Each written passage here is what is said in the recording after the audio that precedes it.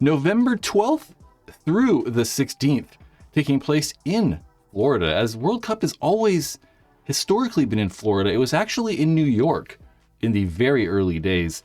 And I want to say like the late 90s, maybe like 1998 or something like that, moved to Florida. I have all of these. What are these called? Flags. I have all these flags on the screen, mainly because World Cup obviously is World Cup. In the past few years, in the pro division at least, they've made an effort to try and get more international teams. The United States, Canada, Brazil, Belgium, England, the United Kingdom, Britain, and then Sweden. You know what I also found interesting today, if you guys might not know, the only flag that's not square, the Nepalese flag. It's got, it's kind of just wacky. Why is it all crazy shaped like that? I don't know.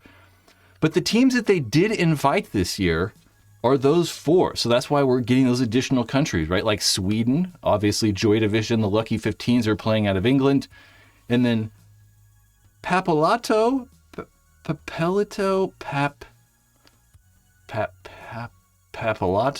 out of Brazil, followed by Breakout Spa. And how these teams get invited is there's 3 teams that get invited from Europe. So if you place in the top 3 overall in Europe, you get invited to play at the World Cup in Florida. And Breakout Spa took first place in Europe in the European X-Ball League. Second place were the Lucky 15s, followed by Joy Division in third place. And Papelato, they won by winning the Latin American Championships, which is essentially like an open X-Ball tournament that was held right outside of Sao Paulo, Brazil. And Papelato team, they're kind of Papelato, we're going to go with that. I would say it seems kind of like they're Division 3. For the past few years, they have been coming to the U.S. and playing Division 3 5-man and Division 4 X-Ball in the NXL. They've been doing a very good job coming over and playing in the NXL, but certainly in a lower division, right? I mean, not even playing Division 2 or semi-pro, and then jumping all the way up into that professional division. Hopefully they can, score a point or two and just take the experience in and realize that, it's just a cool experience and just a fun overall thing to get to do. Being able to just get invited to play pro is kind of cool. It's kind of neat. So those are the 4 additional teams that we will see at World Cup. Those are going to be all of your teams at World Cup. We can see that they have 5 brackets now too. They all typically only have 4. The way they do this is they take the top 3 seeds going into World Cup. So Red Legion, Paintball Fit, and Edmonton Impact over in that AA bracket. And then that top seed in Europe, Breakout Spa. And because they don't have a team, they obviously are going to get a bye as well. So those bracket AA teams don't have to play as many matches as all those additional brackets do as well.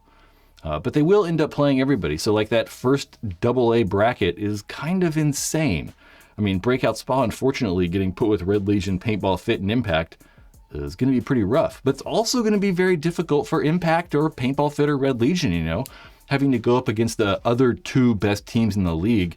But the main thing we're going to kind of talk about today is the race for the title. Red Legion and Paintball Fit are in a head-to-head battle. Only 4 points are separating them right now. 4 points is nothing. I mean, 4 points is absolutely nothing. I mean, it's nothing. It doesn't matter. You place 1 or higher and it's over. So there's no points in between that. I want to say 16 points separate each placing. So 4 points is a very, very small margin. We can see what the actual margin is right there. 684 to 680. Yep. I'm thinking. Looking at my notes. Yeah. So we can see Red Legion obviously winning the Midwest, and then Tampa and Atlantic City going to Paintball Fit. Yes, 4 points is kind of crazy. We can see all of the teams right there, where it is interesting, right? While those 4 points separate the top teams, World Cup, they do give double points. So it does make the point spread a little bit more interesting, a little bit crazier, right? Because if you can get, 200 points for first place, and then say like Paintball Fit get 9th or something crazy like that, they're going to get very few points. So it's possible, that even Dynasty can outdo Paintball Fit if Paintball Fit or Red Legion kind of struggle.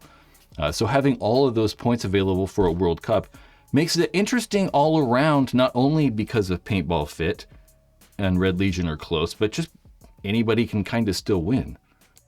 The Red Legion roster is very good, obviously. I wrote down, there have been 21 years of X-Ball, and there's only been 7 teams that have won the title. Dynasty, Red Legion, Ironman, Damage, Heat, Impact, and X Factor. So there's been 7 teams. And it's interesting, will this finally be the year that we crown a new champion? All of those teams have been around for a very, very long time, and Paintball Fit's the only new team that has ever come even close. This is only their 2nd year in pro, too, so it's going to be interesting if they can handle that pressure of actually trying to win World Cup again like they did last year, but not only winning World Cup, being able to hang with the pressure of those top teams and being able to hopefully take that title. I would really like to see Paintball Fit win that title. It would be very interesting. It's going to be difficult, though, because Red Legion obviously have some of the best players ever. I put they have the best 2 players, like 2 of the best players ever, in Alexander Bridnikov at the very top, and then Justin Rabakov to the right. Those guys are both, top 5 or something. I don't know. 2 of the best players ever. And then maybe they have the best, maybe 4? Top 4, not top 4, but 4 of the best players, I should say. Maybe we could add Kirill to that list as well. And Samotrov. Where's Samotrov is not playing, it looks like, World Cup. He's not even on their roster. I didn't notice, just noticed that. But they do have Pavel Karzlev and Leo Samotrov back as well. Those 2 gentlemen are very, very good. They have a much more older roster. It's much more experienced, obviously, with Kirill being really old. Bridnikov winning so much, Justin Rabakov, obviously.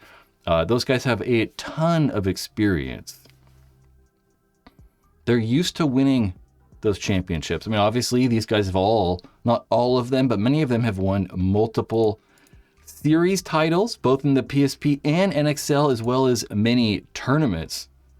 We have the Paintball Fit roster with a missing one person, though. We should say Colt Lukow should be playing World Cup. Colt has missed the entire year.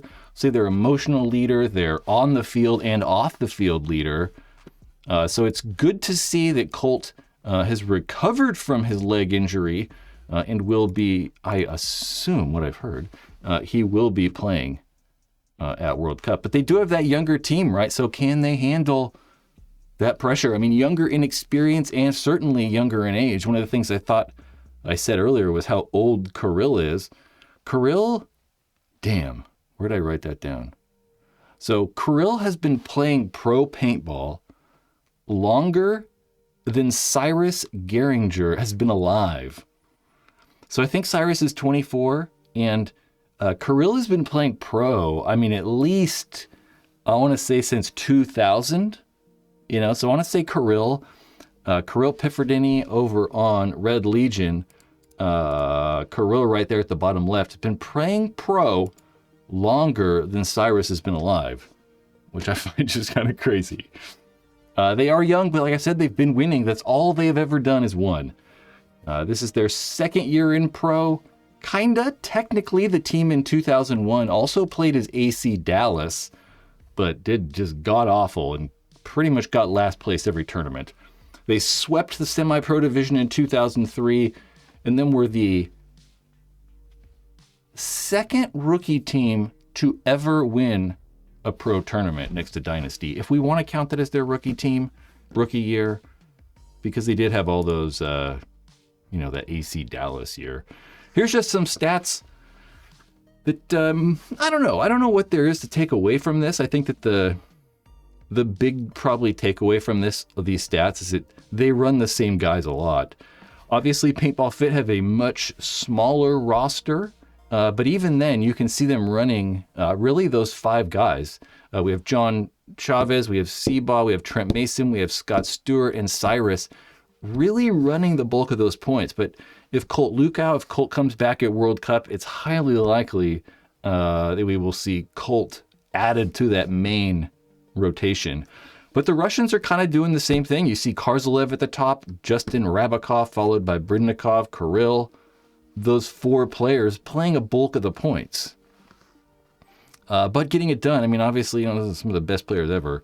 Adding Samotrov back should be a big help. Samotrov had been playing with the Red Legion, Russian Legion guys for a long time, but had visa issues these past few years, so it's just not been playing in the States very much.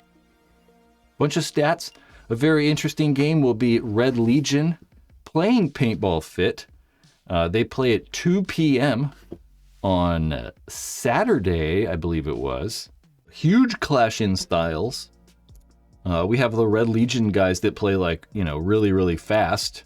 And then we just watched that part. The Red Legion guys that play really fast. And then Paintball Fit typically maybe plays a little slower. I think they might just have a different approach a little bit.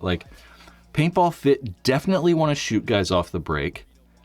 That's how they're going to try to get their advantage. Whereas, all the teams want to shoot people off the break. But Paintball Fit really focus on that, I think. I think that's one of the things that they're probably better at than a lot of the teams. So they focus in on that.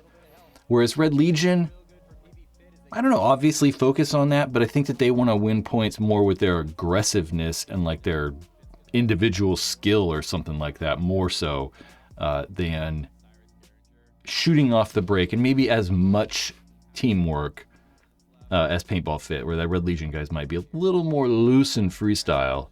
We will find out.